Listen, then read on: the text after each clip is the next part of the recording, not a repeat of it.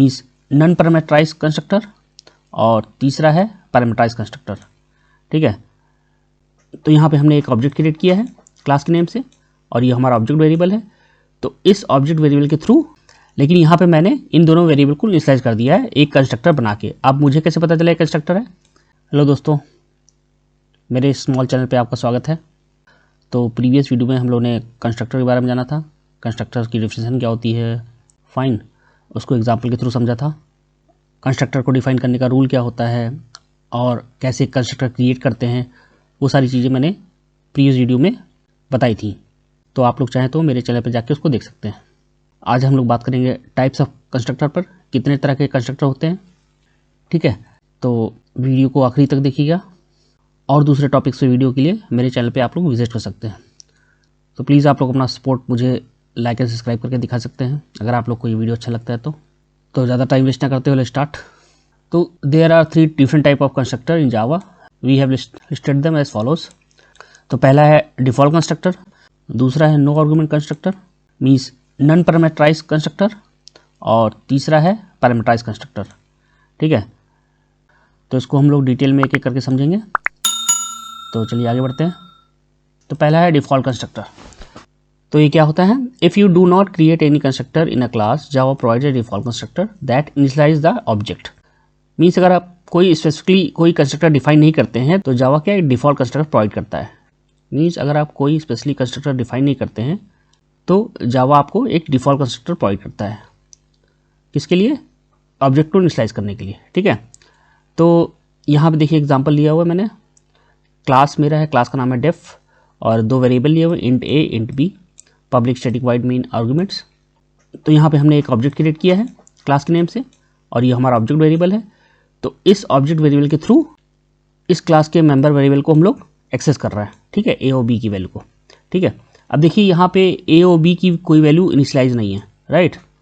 तो यहाँ पे आप देखिए एज इट इज़ मैसेज हो गया, और प्लस यहाँ पे ओ बी डॉट ए को हम लोग एक्सेस कर रहे हैं। इस ऑब्जेक्ट वेरिएबल के थ्रू हम लोग ये मेंबर वेरिएबल को एक्सेस कर रहे हैं। तो यहाँ ए की वैल्यू इनिशियलाइज नहीं है, फिर भी क्या बोलते हैं, ये इनिशियलाइज करके हमें आउटपुट क्या दे रहा है? 0। ठीक है, क्योंकि इंटीजर की डिफ़ॉल्ट वैल्यू क्या होती है? 0।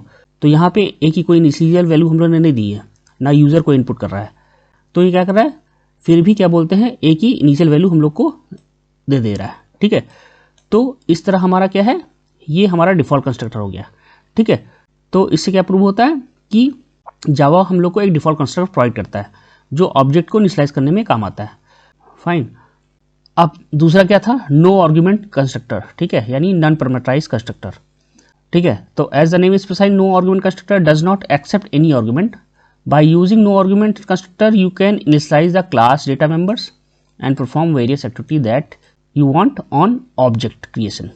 ठीक है, तो यहाँ पे मैंने एक एग्जांपल लिया हुआ है। क्लास हमारी नो आर्गुमेंट कंस्ट्रक्टर है। ठीक है, ए 2 वेरिएबल लिए ए और बी, पिछले प्रोग्राम की तरह जैसे मैंने पीछे प्रोग्राम में लिया हुआ था। और वहाँ पे मैंने इसको इनिशियलाइज कुछ नहीं किया था, लेकिन यहाँ पे मैंने इन दोनों वेरिएबल को इनिशियलाइज कर दिया है एक कंस्ट्रक्टर बना के। अब मुझे कैसे पता चला एक कंस्ट्रक्टर है? क्योंकि ये क्लास के नेम से है, नो आर्गुमेंट कंस्ट्रक्टर क्लास का नाम है, उसी नाम से हमारा एक कंस्ट्रक्टर है। ठीक है, तो आप लोगों ने मेरा प्रीवियस वीडियो देखा होगा, तो मैंने बताया था कि कंस्ट्रक्टर का नाम जो होता है वो क्लास के नेम पे होता है। ठीक है, और पहचानेंगे कैसे? जब यहाँ पे ब्रैकेट लगे होंगे। ठीक है, ब्रैकेट लगा होगा और क्लास के नेम से ही वो फंक्शन बना होगा। तो यहाँ पे हमने ए और बी को इनिशियलाइज कर दिया। इनिशियल वैल्यू ए की क्या दे दी है? 3 दे दी है, और बी की क्या दे दी है? 5 दे दी है। ठीक है, अब इसको हम लोग एक्सेस करेंगे, यानी इसको प्रिंट कराना है। तो कैसे कराएंगे? तो पब्लिक स्टैटिक वॉइड मेन एक हम लोगों ने मेन मेथड बनाया, फिर यहाँ पे ऑब्जेक्ट क्रिएट किया। ऑब्जेक्ट हम लोग इसलिए क्रिएट करेंगे कि हम लोग इस मेंबर वेरिएबल को एक्सेस कर सकें। तो ये क्लास के नेम से हमारा ऑब्जेक्ट बनता है, और ये ऑब्जेक्ट वेरिएबल हो गया। तो अब हम लोग यहाँ पे एक्सेस कर रहे हैं system out dot println a की value o b dot a. तो ओ बी ऑब्जेक्ट वेरिएबल के थ्रू हम लोग इस क्लास मेंबर वेरिएबल को एक्सेस कर रहे हैं। तो ए की इनिशियल वैल्यू क्या दी है? 3। तो यहाँ पे आउटपुट क्या आएगा? 3 आएगा। यहाँ पे मैंने इसको एडिट नहीं किया, तो यहाँ पे 0 की जगह 3 आएगा। यहाँ पे बी की वैल्यू क्या देगा? 5। क्यों? क्योंकि यहाँ पे मैंने इंटेंसली ए की वैल्यू को इनिशियलाइज किया है। ए की वैल्यू 3 दे दी है और बी की वैल्यू 5 दे दी है। तो जो जब आप इनिशियलाइज कर देंगे, जानबूझ के कोई कंस्ट्रक्टर क्रिएट करेंगे अपनी तरफ से, तो डिफ़ॉल्ट कंस्ट्रक्टर वर्क नहीं करेगा। तो आपने जो वैल्यू दी होगी, इनिशियल वैल्यू दी होगी, वही वैल्यू यहाँ पे प्रिंट करेगा। तो इस केस में यहाँ पे ए की वैल्यू क्या प्रिंट कर रहा है, 3 प्रिंट कर रहा है, और बी की वैल्यू 5 प्रिंट कर रहा है। और कैसे प्रिंट कर रहा है, ये हमारा ob.a से, ob ऑब्जेक्ट वेरिएबल ए की मदद से ए को हम लोग एक्सेस कर रहे हैं। तो ए की इनिशियल वैल्यू क्या है, 3 है, और बी की क्या है, 5 है। तो यही हमारा आउटपुट में प्रिंट कर रहा है। ठीक है, आई होप ये आपको क्लियर हुआ होगा। तो और प्लीज़ अगर आप लोग को ये वीडियो अच्छा लगा हो तो लाइक एंड सब्सक्राइब करिएगा और दूसरों के साथ शेयर भी करिएगा। आप लोग सपोर्ट ऐसे ही दिखा सकते हैं और कुछ ज़्यादा आपसे नहीं चाहिए, बस आप लोग छोटा सा एक लाइक कर दीजिए, फाइन, ताकि मेरा स्मॉल चैनल थोड़ा सा ग्रो हो सके। So thanks for watching. मिलते हैं नेक्स्ट वीडियो में।